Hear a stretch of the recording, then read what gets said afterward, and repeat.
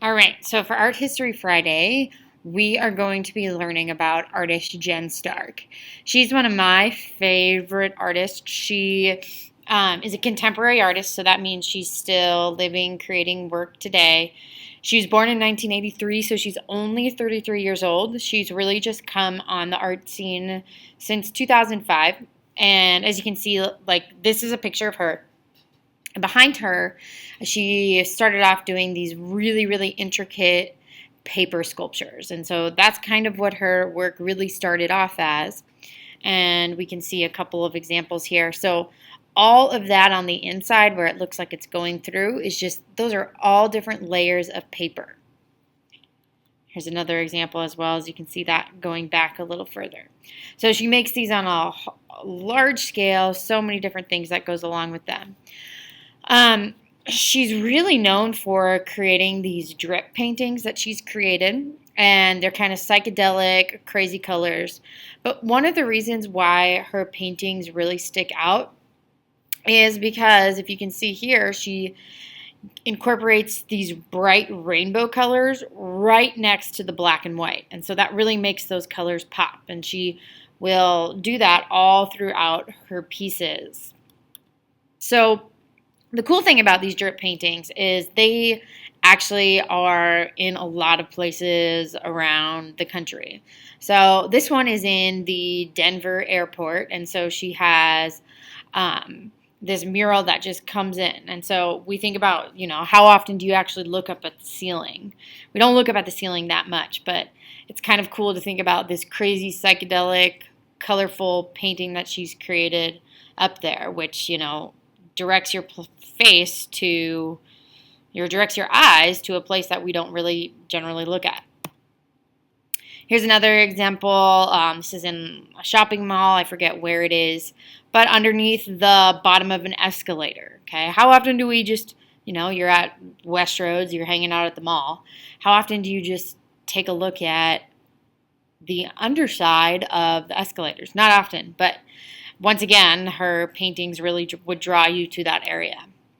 She's also, this is on a parking garage that was kind of dumpy, wasn't so great, and she actually created a large-scale mural on the side of that building. So think about the size of that, the length of time that it would take you. But, I wish, wouldn't it be cool if, somewhere in the old market or something like that, we had our own mural like that. Here's another one that we'll see a little bit more of here in a little bit, but she's done different places. This is a Surfside Lodge, and she's created one of her murals on there as well. So we will get back to this here in a second, but I'm going to show you a quick video about her. And here we go. Okay, why don't we take a Snapchat photo of them, of like the scene. Just put it on Snapchat. And can you write for Amadeus magazine and send it through? Interview from Amadeus.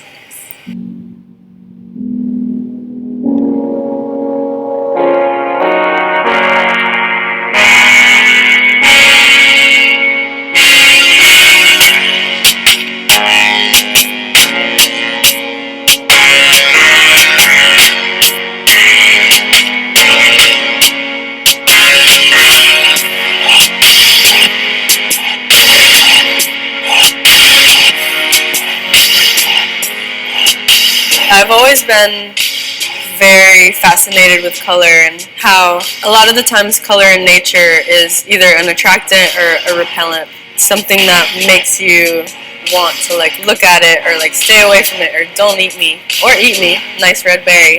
Also, I'm really interested in how colors react when they're next to each other, like if you put a certain color next to another, like color theory, how it can change and affect things. These are a few of my favorite things. My beautiful plant. Love the plant. Yeah, really inspired by pop-up books and paper engineering. Tom Friedman, very inspired by his work. He uses a lot of very simple ideas, usually process based.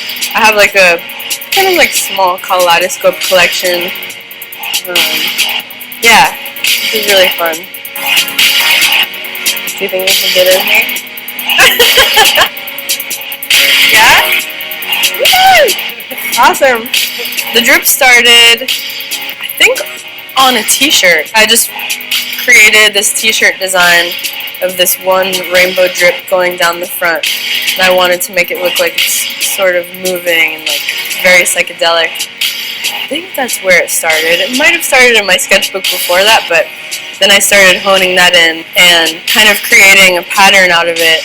To me, it references like psychedelia, altered states, maybe like ayahuasca or like mushrooms, just those psychedelic worlds, different dimensions. I just love how it's so like dynamic with me. It looks like it's oozing and moving down. I guess the past year I've been working on all sorts of different projects. I did a large-scale mural in the Facebook headquarters.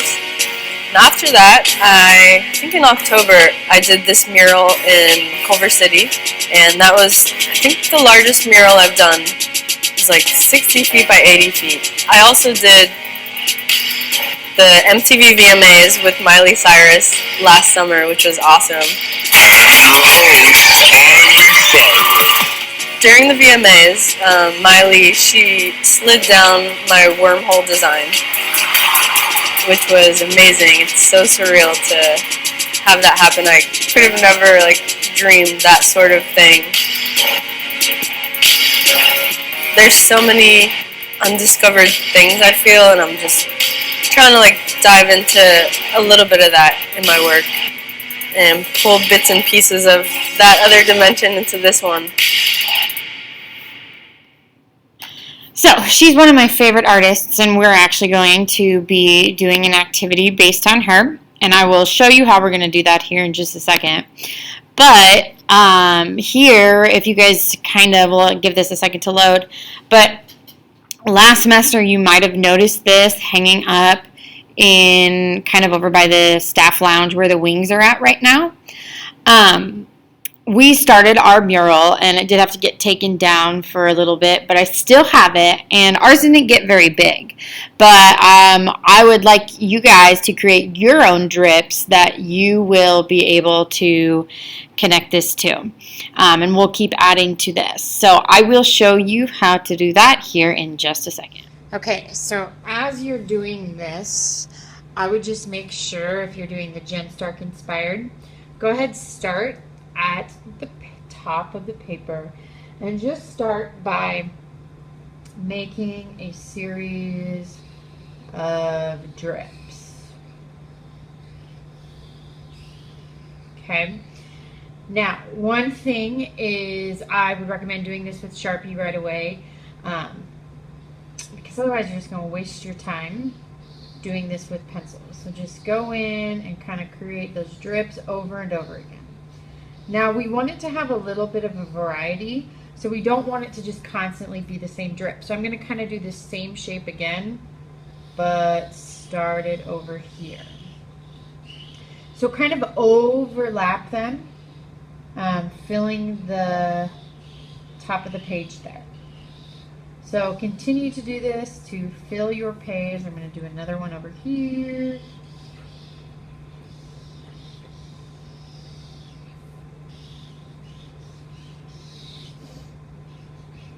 Okay, now as you go through this, you might actually have some white spaces left over, like on the side of the paper and stuff, and that's okay, because we don't want it, it's okay for the top to start up here, but we don't necessarily want all the rest to go off the page, okay?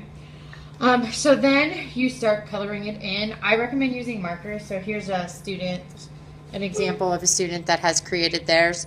They went in with the black and white, and this was actually oil pastel.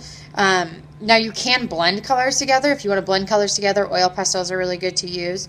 But I would recommend just using markers, just because it'll go a little bit faster. It's easier to cover. But if you do choose to use oil pastels, that's totally fine. Let me grab some here quick just so I can show you a couple of different options right behind me. So if you are choosing to use oil pastels, I'll show you something with them. You can grab those from the bin there. But if you're going to use oil pastel, the cool thing about them is that you can blend colors together. So for instance, if I want this here,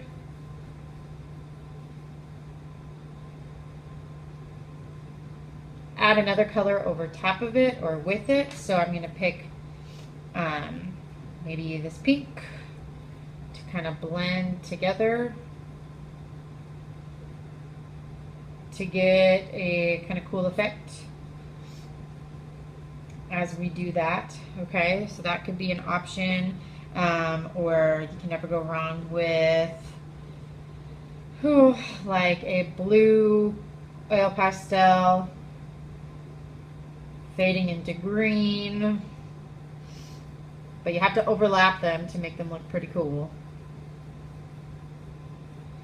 And then maybe even you choose to fade it into a yellow or something like that.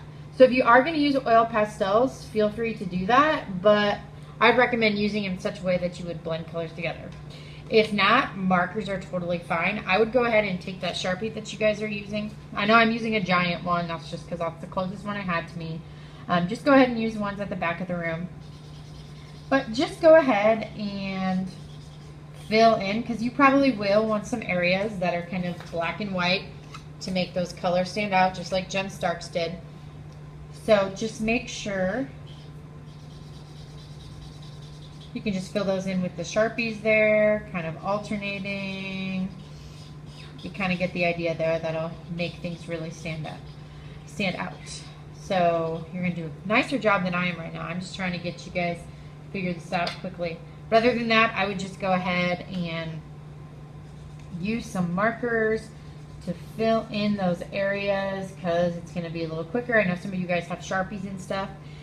If you guys are filling in and coloring with the Sharpie, make sure, especially in these areas, it can start to bleed through. So go get a piece of scrap paper from the recycling bin and put that in there. But after you have completed all of this, you can go ahead, take a pair of scissors, cut out around all of the edges there. And then you'll kind of have a funky little shape like this. You can just put those in your bin for now. I will collect those when I get back. And just work on these in between times when you are finishing your painting. And we'll keep adding them to our own Jen Stark mural.